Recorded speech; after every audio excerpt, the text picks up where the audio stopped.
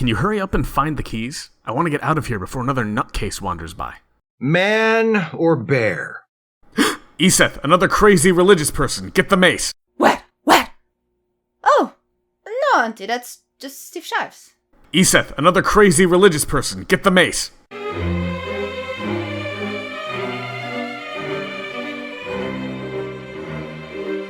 The question that is sweeping the internet as I'm writing this and will probably be all but forgotten by the time I post this, but hey, let me take a shot anyway.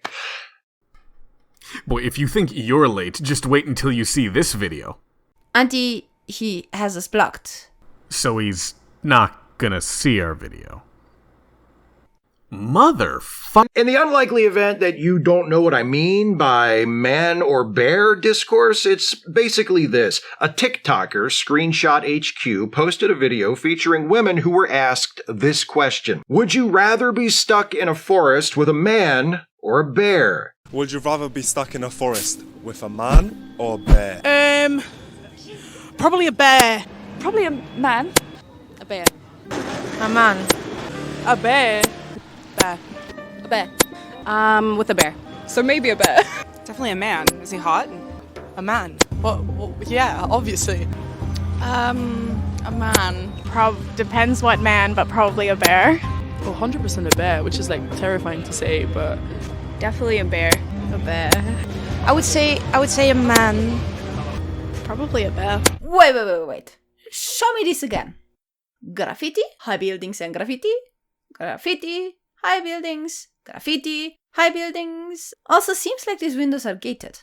Shopping window with a mini graffiti. Graffiti, gated windows. Graffiti. Shopping window. Graffiti. Oh, look at that. There is a tree.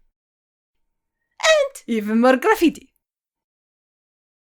Yeah, that's definitely an urban area. A very urban area. Why am I pointing this out? Well, because your sense of fear is skewed to what you're exposed to most, or more at least. Or to say it differently, if you want people to tell you that they'd rather eat snails than cinnamon, you'd probably be better off asking in France than in rural Alberta. Of the 8 women shown in the video, 7 chose the bear. Either you saw a different version than I did, or you're really bad at counting, but in either case, I think we can agree, many women chose the bear. The video went viral and sparked a larger conversation in which women shared their experiences and attempted to provide men with some insight into why so many of them would choose the bear. Is it too early for me to provide insight as to why women would choose the bear? I mean, I'd hate to blow my load too soon and leave everyone unsatisfied, but it is the central topic of the video, probably better just to state my position up front. The women choosing the bear aren't choosing the bear. They're professing choice in the bear, but they're not actually faced with that decision. What we're witnessing is a social performance. They're expressing their hatred of men because it's advantageous for them to do so. Or at least, they think it's advantageous for them to do so. They're trying to leverage their fear and men's guilt into better treatment from men. They might not even realize they're doing that. This might be a strategy they've subconsciously picked up on because they're immersed in a culture that uses this very strategy against many kinds of groups. But if they were plopped in the middle of the woods next to 2 cages, one of which contained an 800-pound killing machine, and the other contained Tim from accounting, and they had to choose to open one of the cages, they're not opening the cage with the bear. Are they though? I mean, I agree that we have a culture that gives you brownie points for disparaging some groups of people and gets you fired if not jailed if you're disparaging others, especially in England. But I don't think that it is a good idea to assign intent to people whose thoughts we cannot know. Did they want to get brownie points? Maybe. Did they hate men? Maybe. Some certainly do. They said as much. Because I detest men. Or at least that they fear men. Because I'm scared of men. But others didn't. Probably a man. And then there is this little part here. What if the bear tries to kill me? Where she clearly retorts to the interviewer, who very likely asked her, what if the man she met was trying to kill her? Which makes me wonder how neutral the questioner was in the first place. And this one says nothing about men at all. In fact, she even clarifies it. It doesn't have to do anything with like men essentially. I just really like bears. She explicitly says that she just really likes bears. And then there is this gem. I mean, I feel like I could let the bear calm down, you know? Whereas I don't know what the man's gonna do, so. Who, based on what she says, seems to be thinking about a wrestling match rather than a random encounter, and is clearly oblivious to the capabilities of an actual bear. Like, for example, the one that was strolling around my former school trip a while ago.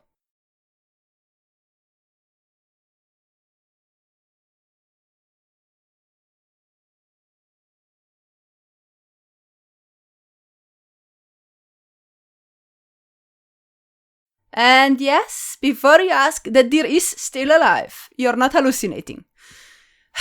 Some city people, I swear. Seriously, it reminds me of the time when some tourist showed up with a piece of dried cow shit and asked if these things were under natural protection or if they could keep it and bring it home as a souvenir. Or the other time where that one woman told her kid that a wooden figurine isn't carved but poured into molds. Either way, no idea what that bear woman there was thinking. Maybe she was fighting Winnie the Pooh in her head. We do not know. We cannot know. And that is exactly my point. Damn it, Seth, how come you start off every video by disagreeing with me? Is it really so hard just to acknowledge that I'm right about everything? But, granted, I can't see into the black box of these women's minds, so understanding their true motivations is forever going to be clouded by a layer of separation. Now, like the women in the video, I'm also from the city. When I'm walking about, I'm primed to be on the lookout for attacks from people and not attacks from bears. Yet I still recognize that per capita, bears are way more dangerous than people. There just aren't that many bears about. Now that is the conclusion that I think even a city slicker should reach if they aren't profoundly stupid. And I don't think the women are that stupid. I think something else is going on, and the potentially subconscious social manipulation angle is what I find to be most likely. Except in the case of the woman who said she just really likes bears. I think she might actually just be stupid. But, round 2 for the Bog of Suffering. Audience, comment whether you think Eseth or I are being more reasonable in our assessments. I know you're all going to pick Eseth. You did last time. You pack of traitors.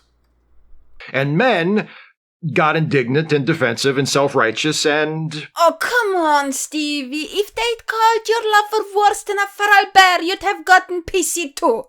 Albeit for a slightly different reason.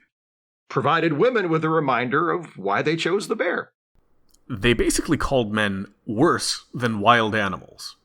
Now, if you prod a wild animal, it's not going to get indignant or defensive or self-righteous. It's going to kill and eat you. Hopefully in that order. Now, I know this because I'm not retarded. I also don't think the women are retarded. I think the women are taking the social role of victim. You, however, are agreeing with the women and are not playing the social role of victim, so you are either retarded, or you are playing a different social role, the social role of white knight. Now, I did say either or, but I've been aware of you long enough to know that that's not true. If this conversation feels familiar to you, be you man, woman, or NB. NB?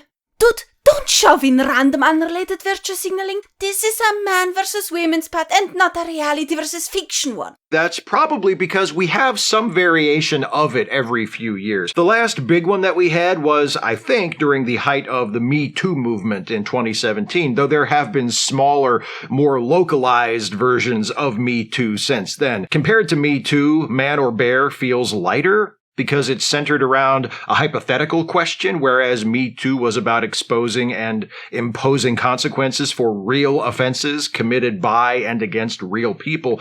Real consequences, yes. Real offenses, sometimes. But Man or Bear isn't just for fun. I agree it's not for fun. It's hatred being used to grab social power. I can hardly think of something less fun at the moment. That hypothetical question refers to the actual lived experiences of women. Unless you mean to propose that part of the lived experience of being a woman is surviving bear encounters at a higher rate than surviving encounters with men, then no, it doesn't. If you are a woman, chances are you've had at least one experience where a man has made you feel uncomfortable. Oh yeah, absolutely. There was this one time where I accidentally headed for the baby changing table and I ended up in the men's room rather than in the women's room, thinking I went for the women's room because I figured that's the only place where you would have these things in the first place. And then a guy suddenly came in because, he had to pee. And I only then noticed the urinals on the other side, and it felt so uncomfortable. I was the whole time just looking down, trying to focus only on the diapers, trying to be quick, but man, imagine having a shy bladder or something and you go to the urinals and there is not just a guy in the bathroom, but a woman with a hyper-curious baby that just stares at you with those laser-pointed eyes. That's gotta be the Dark Souls of toilet visits if ever I saw one. Or threatened. Made them feel threatened, not actually threatened them. There is a big difference there, Stevie. Feelings are not reality. Or done something even worse. That's almost certainly true, but let's note that you've set the bar as low as at least one instance of being made uncomfortable. This is true for me in regards to women. And men, for that matter. You are describing what is a normal human experience. And then you're taking this normal human experience and framing it as something that uniquely negatively affects women. If you are a man, chances are you know a woman who has had such experiences, whether they've told you about it or not. I find it interesting how the sentiment has slowly warped from listen and believe to assume and believe. Assuming almost seems like the opposite of listening, but I guess what's really important is that we fast-track people to the belief, because that's ultimately the only thing that matters. Chances are also good, if you are a man, that, intentionally or not, you have made a woman feel uncomfortable or threatened. And chances are also good if you're an MP. Just kidding. Not even Stevie cares about those for longer than one virtue signal. It's not a pleasant realization, but insight isn't always fun. I am cuddly and lovable, and have threatened no one, man or woman. If someone feels threatened around me, that's describing something about them, not me, and I am not in control of other people's feelings. Introspection is a fair enough recommendation to give to anyone. Do you think the women choosing bear might benefit from some? Anyway, the man or bear discourse did remind me of Me Too, but it also felt familiar for another reason. I'm an atheist, and if you go back and watch some of my older videos, you'll see that I used to talk about atheism-related topics quite a lot. Ah, the past.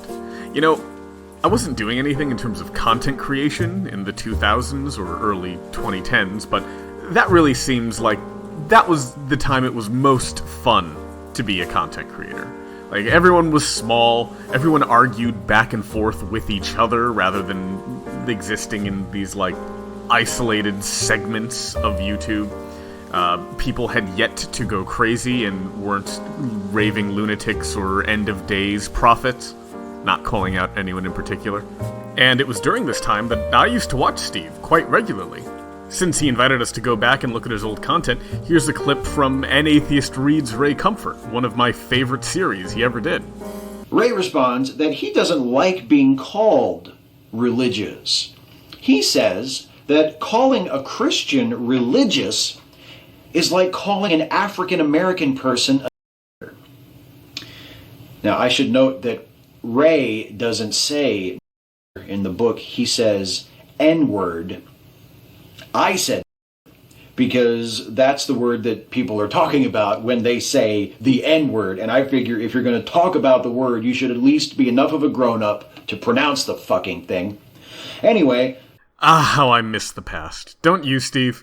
I was a very minor participant in the atheist movement that sprang up in the mid-2000s as a result of the publication of popular books like The God Delusion by Richard Dawkins, God Is Not Great by Christopher Hitchens, and The End of Faith by Sam Harris. Driven by interest in this so-called new atheism, a community of atheists and skeptics coalesced on YouTube and Facebook and Twitter. You mean a community of so-called skeptics? Let's be real, Stevie. There wasn't all that much skepticing going on there in that community. At best, a third of the people were actually using their heads, probably more like a tenth. Another third were grifters who repeated whatever they thought would give them attention. And the third was a bunch of mindless followers who metaphorically and often literally copy-pasted pre-made arguments without the slightest clue what they were actually arguing for. We talked about science, we argued with religious folks, and we reveled in how much smarter and more logical we thought we were. It was great. What a pack of, ironically enough, holier-than-thou assholes we were. Steve, do you think you've stopped being holier-than-thou? Were you not just the one advocating for introspection? Then, in June of 2017, Rebecca Watson, who created the website Skepchick and was, and still is, an awesome atheist skeptic YouTuber, posted a video in which she describes something that happened to her at a conference she had recently attended. Holy shit, we're going all the way back to Elevator Gate. Oh my god, the nostalgia. She was hanging out with some others from the conference in the hotel bar. It was very late, and she announced to the group, "Hey, I'm calling it a night. I'm going to bed," and left. She got on the elevator, and this guy got on the elevator with her, and the guy said, "I'd love to talk to you more. Would you come to my room for coffee?" And she said no thanks, and he said okay, and they went their merry ways. I figured I should add that part since it seems relevant to the conversation. And at this point in her video, Rebecca says, "Word to the wise, guys, don't do that." She goes on to explain that it makes her and many, many other women uncomfortable to be alone in an enclosed area with a man they don't know who is implicitly propositioning them. Then don't be alone in enclosed areas that are publicly accessible. If the problem is the propositioning occurring within this enclosed context, would Miss Watson have been okay with the propositioning occurring in public, surrounded by everyone she was drinking with? Or would that have also made her feel uncomfortable? Sometimes you will be made uncomfortable by someone who has not done anything wrong. And it's not on them to change. It's on you to change if you want to stop being uncomfortable. I'm sorry, Auntie. This is just, I can't take this level of Sofficino Findus seriously. It just creeps me out. How the hell are people like that able to walk around in public without splitting in two as soon as a pigeon looks at them funny? How can they hold up a glass with cold water without filing a lawsuit because their personal body temperature got invaded? Maybe they don't. Maybe I just don't see the lawsuits. No. Let's amp this up a notch and let's bring up a proper incident. When I was still living in Warsaw, one night I went back late after work and ended up with a compartment for myself in the train. At some point this guy came in, and he was super drunk, a broken bottle in his head, and shouted something at me. I had no idea what was going on. I had my heart jump all the way into my throat. I completely forgot to breathe for that moment. It was so scary. But then he just sat down and apologized and threw the bottle in the bin, and then he just started to cry. Just so. And he told me about his kids and how he doesn't know what to do and how he doesn't want to let them down, and it sounded like he had lost his job that day, but I don't know because he was slurring a bit too much. And so what started off with being afraid just ended up with me being really, really sad for him. And after he had shared his sorrow and cried a bunch, he then finally brightened up a bit and calmed down. He thanked me for listening, gave me a big, stinky, unsolicited hug, and when my station came, he wished me a safe trip and we just both went our ways. Now that is what I call a proper example. So how about we discuss that one? Sometimes you will be made uncomfortable by someone who has not done anything wrong. And it's not on them to change. It's on you to change if you want to stop being uncomfortable. Do I think the man did something wrong? No. I mean, technically yes. He wandered around intoxicated with what boils down to a weapon, and he could have badly hurt himself, me, or someone else with it by accident. But that part aside, from my personal perspective, he did absolutely nothing wrong, including the hug. And if I want to not be afraid in these kind of situations, I have to change myself. I'm aware that that is a controversial thing to say, especially in the snowflake parts of Europe and North America, but I stick to it. And here is the thing. I didn't even have to change. Because as soon as he put down that bottle and I properly understood the situation, I was no longer afraid. or even uncomfortable. And the reason I was fine in my situation, while Rebecca was not in hers, is not because of the man involved, but because of us. It's because the more you try to avoid discomfort and fear, the more sensitive you become over time, and the faster things become scary and uncomfortable to you. Whereas on the flip side, if you keep exposing yourself to mildly uncomfortable situations on a regular basis, you will over time get used to them and not find them uncomfortable anymore. Plus, she had been invited to that conference in the first place to talk about sexism in the atheist community. A talk about sexism at an atheist meeting? The hell?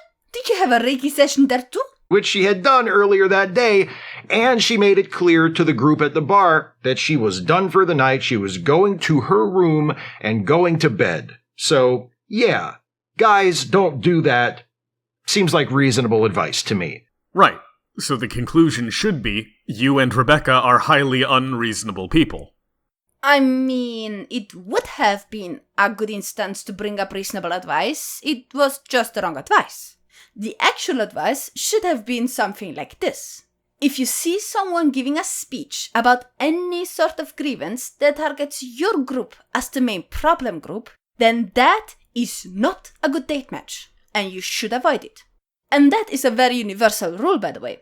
For example, if you're a woman and someone is giving a MGTOW speech, that is not a good date match. If you're originally from Russia and someone has a Ukraine flag hanging out the window, that is not a good date match. If your favorite hat is red and someone openly dislikes Trump, that is not a good date match. And if you're pasty white and someone... I better stop there. Either way, a bit of basic self-preservation goes a long way, especially when dating. She doesn't accuse this guy of anything other than making her uncomfortable. She doesn't say he's a rapist or a potential rapist. She doesn't rant and rave and accuse. She just describes the situation, expresses how she felt about it and why, and guys don't do that. And this is why you and Miss Watson are unreasonable. Because if she's not at least implying that the man was a potential threat, she literally has no reason to be uncomfortable around him. Now, she's giving her advice to guys, so the fact that the person was a man is a critical component of her discomfort, yet she has no reason to feel discomfort. This is just sexism, Steve. You know, the thing she was at this conference to comment on. Being calm, rational people, the atheist community received this message thoughtfully in its intended spirit and took Rebecca's words into consideration during future interactions with, I'm kidding, obviously, that's not what happened at all. There was the intended message, but there was also the inferred underlying motivation. Getting men to behave more like how she'd like them to behave. Much like what the women with the bears are doing. Steve is also wrong. They did receive the message thoughtfully, which is why so many of them weren't happy about it. If you tell a bunch of drones, hey, don't talk to me in an elevator, they are gonna nod along and just do it.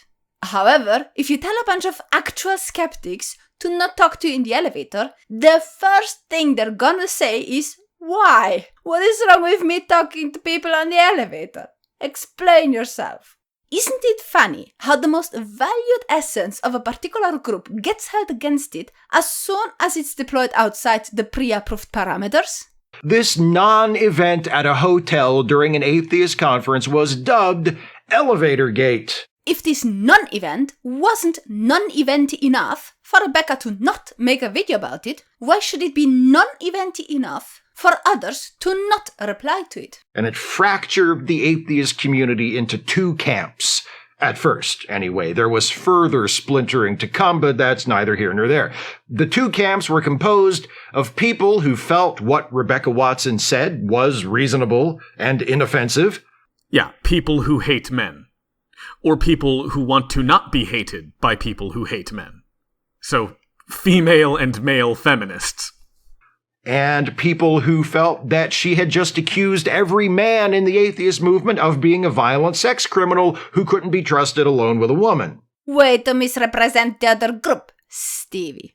I am not a man. I did not think she implied all men are rapists, and I was against it anyways. Because I am of the opinion that policing perfectly harmless behavior to cater to your own fifis is a terrible thing to do.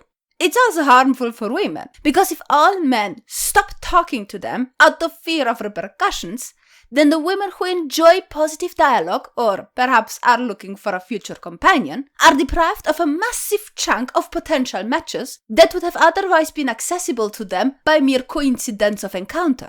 And worse of it, it especially applies to the good guys. Because quite frankly, they're the only ones to care about acting acceptable in the first place. Oh, wait, that's not exactly true. I'm oversimplifying. The second group also included people who felt that Rebecca Watson was complaining about nothing and deserved to be ridiculed for even sharing this story about a guy doing something that made her uncomfortable when there was so much genuine suffering going on in the world. Way to misrepresent the other group, Stevie. Again. And one of those people was Richard Dawkins, who wrote a brief response to Rebecca's video in the form of a message to a hypothetical Muslim woman. "Dear Muslimah," writes Dawkins, "stop whining, will you? Yes, I know you had your genitals mutilated with a razor blade and yawn. Don't tell me yet again. I know you aren't allowed to drive a car, and you can't leave the house without a male relative, and your husband is allowed to beat you, and you'll be stoned to death if you commit adultery. But stop whining, will you? Think of the suffering your poor American sisters have to put up with. Only this week I heard of one. She calls herself Skep Chick, and do you know what happened to her? A man in a hotel elevator invited her back to his room for coffee. I am not exaggerating. He really did. He invited her back to his room for coffee. Of course, she said no, and of course he didn't lay a finger on her, but even so. And you, Muslimah, think you have misogyny to complain about. For goodness sake, grow up, or at least grow a thicker skin. Ah, the good old Dawkins humor. What a gem. By the way, I'm fairly certain that you never felt all that negative about him when he was using that strategy against Christians. You only felt negative about it when he started to direct it towards people whose message you approved of. You know, Stevie, you can tell an awful lot about someone's values based on their actions. And when observing your actions, one might conclude that you don't act on principle, but that instead you merely identified tribes and determined that certain tribes are your friends, while certain others are your enemies, and then adopted whatever virtues your tribes approved of. Of course, that kind of behavior has its benefits. You don't have to think through your own worldview all that much, and your tribe will always approve of you, as long as you stay in line, but it also has its setbacks. One of which is that if your tribe's ideology is wrong, you too will be wrong. And because of how it's set up, you would have to defend that wrong, just like the Christians have to defend their Bible. I suppose if Dawkins composed a man or bear version of this, it would go something like, "Dear bear attack sobrevivientes, yes, I know you are horribly clawed, mangled, and partially devoured by a humongous wild animal, but think of the suffering of your poor sisters who have had to endure the unwanted, non-violent advances of men who merely wanted the pleasure of their company. You think you have something to complain about? For goodness sake, grow up, or at least grow a thicker skin, which would assuredly have been a welcome advantage during your recent mauling." Not bad, Stevie, not bad. Though the accent needs a bit of polishing.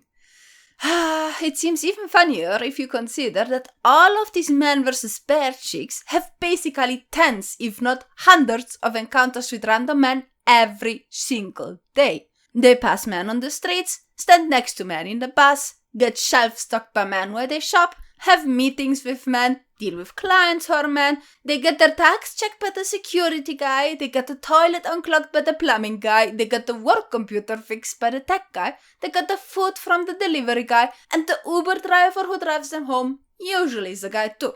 And in spite of all these encounters being perfectly safe to them, day after day after day, they still think bears are less dangerous. But I digress. This withering rebuke from the Pope of atheism gave every shitty man, and to be fair, quite a few shitty women, in the movement permission to not only pile on Rebecca and flood her with harassment and abuse, but to do the same to everyone on her side, and to designate as enemies feminists and anyone who believed in principles of social justice and felt those principles should be applied to the atheist community. You deserve to be mocked and ridiculed because you're advocates for a dangerous, society-ending ideology that cloaks itself in the word justice in order to hide its malevolence. And if you think that constitutes abuse, you'd be amazed at the kind of horrible shit people on your side advocate happen to their political enemies. If I read the newspaper next week and the story is, oh, Richard Spencer is afraid to leave his house because every time he steps out his front door, somebody punches him, I'm going to say, good. Fuck him. In the long run, Elevator Gate was a hugely positive thing for the atheist community. Was it? Is the atheist movement more influential or relevant post-Elevator Gate than it was prior? Because from my perspective, the atheist movement is a shadow of what it once was. It seems like it's scarcely even talked about, let alone taken seriously. She didn't mean to, but what Rebecca Watson did for atheists by sharing her story and saying, guys, don't do that, is analogous to what the presidential candidacy of Donald Trump did for the whole United States 5 years later. It revealed everyone for who they really were. You know, I grant that Trump was not bad as a means to show what your fellow humans are like, but if you really wanted to see the dark side of humanity, then you had to wait all the way for the COVID shots. Firings, banishments, segregation, imprisonments, frozen bank accounts. Quite eye-opening, actually. You know, my grandmother's family resisted the Nazis back in the days when their country was occupied by them. And so I always was a bit under the illusion that even though the average person wasn't fighting back, they would still never buy into these draconian methods, even if they wouldn't necessarily openly oppose them. Boy, was I wrong. In atheist circles, as long as the topics were about science, creationism versus evolution, separation of church and state, that sort of thing, everyone mostly got along. But as soon as the topic became how atheists behave, or what blind spots or prejudices atheists harbor that we should examine, in other words, once the skepticism was directed inward rather than outward, a lot of ugliness that had always been there was revealed and became impossible to ignore. Right, so when the topics of discussion were relegated to things that were at least tangentially relevant to atheism or atheist arguments, everyone got along and there was unity among the people engaging in what they identified as the community. Then feminists with ulterior motives entered into the space and fractured it by injecting in unrelated social issues. That's not the kind of thing that sounds like it would be good for a community. Now, there is a framing of events that could lead one to believe that this was ultimately good for the atheist community, at least if you have a perspective similar to Steve. While I would not say the atheist community is at all relevant or influential, feminism is. The shattered corpse of a community that was left over after the feminist subversion then became a lump of biomass that was devoured by what is the overarching feminist movement. Feminism is thriving, therefore atheism must be thriving. You're in the belly of the beast you let swallow you, and you don't see what you look like from the outside. The negative reactions to what Rebecca Watson said in 2011 are the same as the negative reactions to women today, saying they'd rather run into a bear than a man. It's the same defensiveness, the same self-centeredness, the same fragile male ego masquerading as pride and strength, and the same refusal to hear and acknowledge and validate another person's experience in the world. If the women are being genuine in their expression that men are more dangerous than bears, then their lived experiences are invalid. They have such a warped, inaccurate view of reality, they should be categorized as unreliable narrators. They're living in Fantasyland, and I'm encouraging them to do away with their cherished fiction. As a member of the atheist movement, might you have some understanding of where I'm coming from? If you're a man, and most especially a cis-hetero man like myself, since we're the ones who seem the most pissed off about this. Yes, we get it, Steve. You think women are justified in being afraid of you because you know what lurks within your soul. But you are not men. Please keep the self-hatred directed towards yourself. Now, as for why the bear thing pisses me off, I get pissed off when fools and liars get rewarded for their foolishness and lies.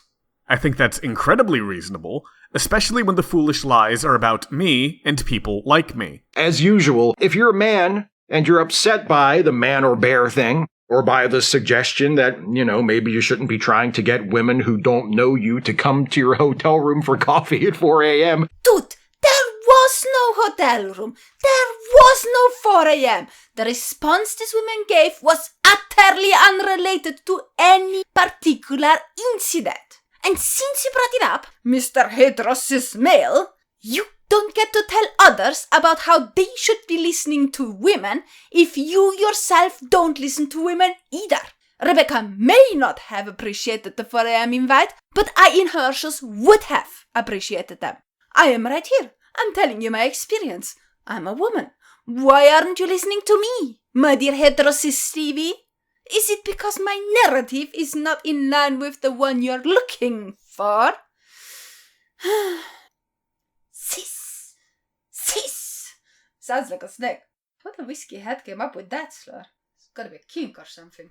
Instead of blaming women, or belittling their concerns, or vilifying feminism, or acting out your persecution complex, I'm most certainly vilifying feminism, because feminism should be vilified, but I'm not belittling or blaming women. Go back to the original video. There are women who would choose men. So I'm aware that there are some women who live within reality. And maybe one day I'll even be lucky enough to find one, but the people I'm blaming and belittling are the hateful fools and liars. The category of hateful fools and liars does contain women, but as you've demonstrated, it also contains men. Try this. Stop. Try to imagine yourself in another person's shoes. Try to imagine how you would feel as a typical woman alone in the woods or in an elevator with a man you'd never met before whose intentions you didn't know. Oh, I'd only be uncomfortable if the man in the elevator with me was black. What was your immediate reaction to that, Steve? Do you find yourself having difficulty empathizing with hypothetical female me? Do you dislike the characterization that black men are more dangerous than white men, but approve of the characterization that men in general are more dangerous than bears? Why is that, Steve? Try to imagine yourself in another person's shoes. Try to imagine how you would feel as a typical woman alone in the woods or in an elevator with a man you'd never met before whose intentions you didn't know. Either you're implying that I'm not a typical woman, in which case I dodged a bullet, considering the way you portray them, or I am a typical woman, and I don't need to imagine because I've lived through every single one of these situations. And in that case, you're full of it because I felt absolutely fine. Ask yourself why so many women are saying they'd rather take their chances with a bear than a man. Because there's short-term social benefit for doing so.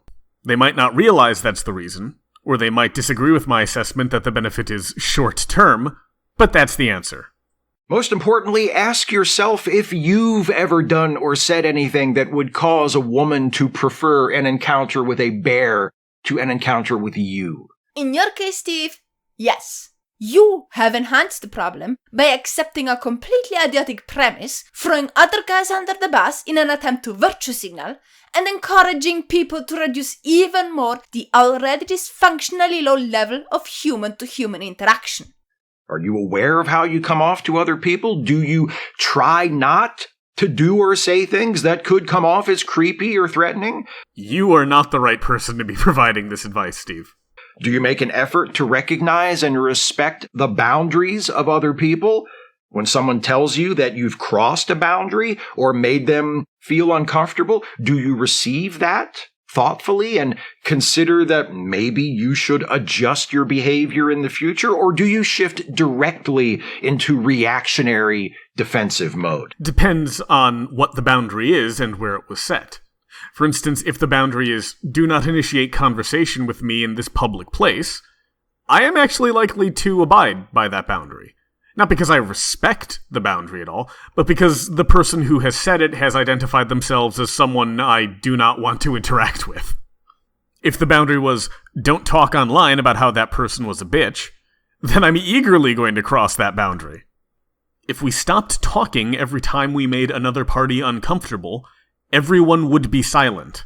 Asking these questions, performing these mental exercises is important, especially if you usually don't. The reflexive answer to the concerns represented by women's responses to Man or Bear, or Rebecca Watson's elevator story, or the Me Too movement is not all men. That is a common response, yes. And it's not only the wrong one, it's also a really, really stupid one. Because it grants the premise that some men acted out of line, which in the case of Elevator Gate is not true and thus should not be granted.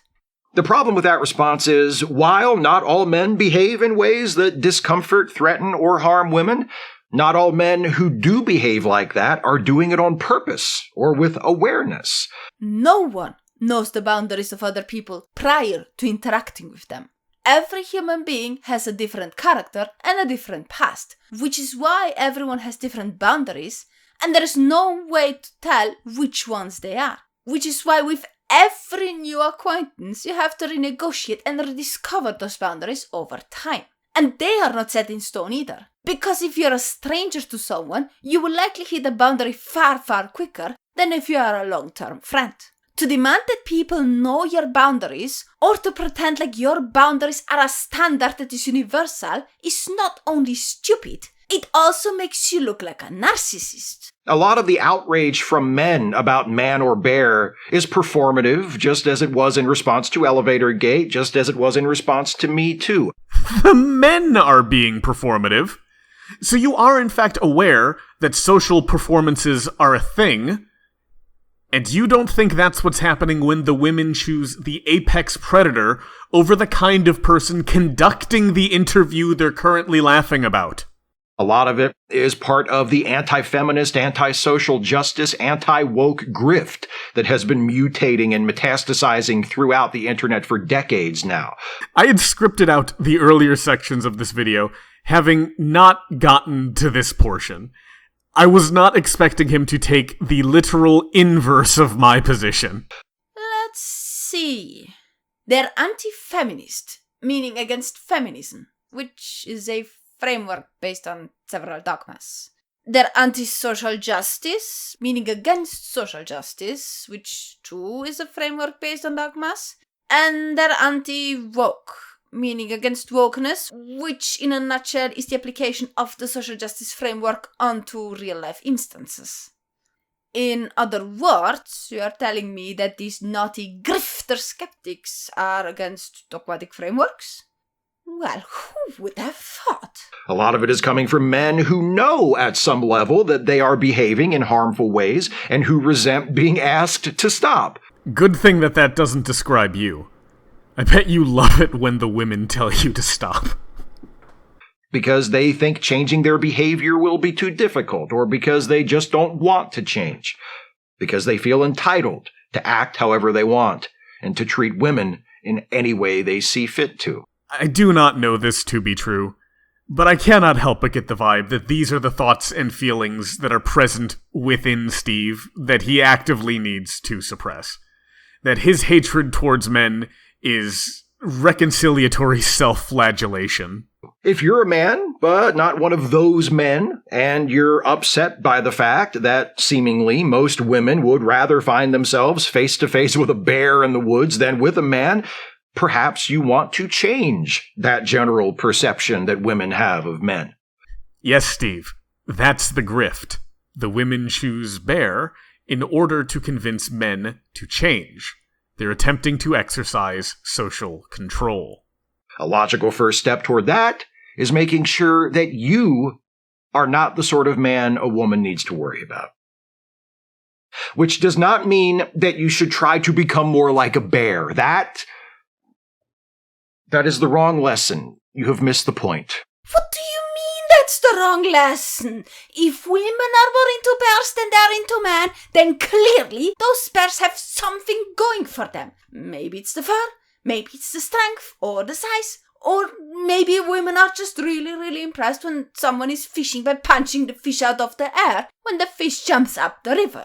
Rather than, sit in front of a stick, trying to get a thread to wiggle sexily enough for a fish to actually bite. You know what? Now that I think about it, I married a Viking who barehandedly destroys porches and grows proper face fur. You are trying to hide your soy chin behind a beard and filmed yourself in the woods while sitting on a tree. And you too are married, or at least you were married before you cheated on your wife and you took a divorce. However, Auntie, who is shaven smooth and nowhere near the woods, he is single. Ha! I got you. Clearly this is not advice you're giving there, Stevie. Clearly this is removal of competition, you cheater. Whoa, Issa! Friendly fire! We're supposed to be on the same side. Then you come out of nowhere and call me single and baby-faced. Now for one, I do have a beard, I just keep it short. And for two, my beard was sufficient enough to have landed me multiple previous relationships. With women, no less. Now, as you might rightly infer, those relationships didn't last, though I am going to put some blame on the fact that I chose women who were similar in temperament to Miss Watson. Maybe I should grow the beard out. Is there a correlation between hairiness and quality of woman I attract? Just for your own good as well as everyone else's, avoid forests and elevators. New hypothetical for everyone. A woman is placed in a forest, and you get to choose whether or not a man or a bear is placed next to her. Which do you choose? See, when a woman chooses for herself to be placed next to a bear, she's outwardly expressing contempt for men. However, how many people would find it altruistic to choose bear for someone else? Choosing bear for yourself is an expression of man-hatred, but I bet choosing bear for a woman that's not you would be interpreted as an expression of woman-hatred. How many people could choose bear and honestly think they had done the woman a favor? I think it's less than the ratio expressed within the video, and that leaves me at least a little bit optimistic. Oh, finally, he's gone. And they're going too. Do you think it worked? Are all the weird people leaving? I hope so. I don't see any. Quick, double check the subscriber count to make sure. It's going down. They're leaving. Perfect. Okay, quick, open the gate. Let's get the hell out of here before they decide to come back or something.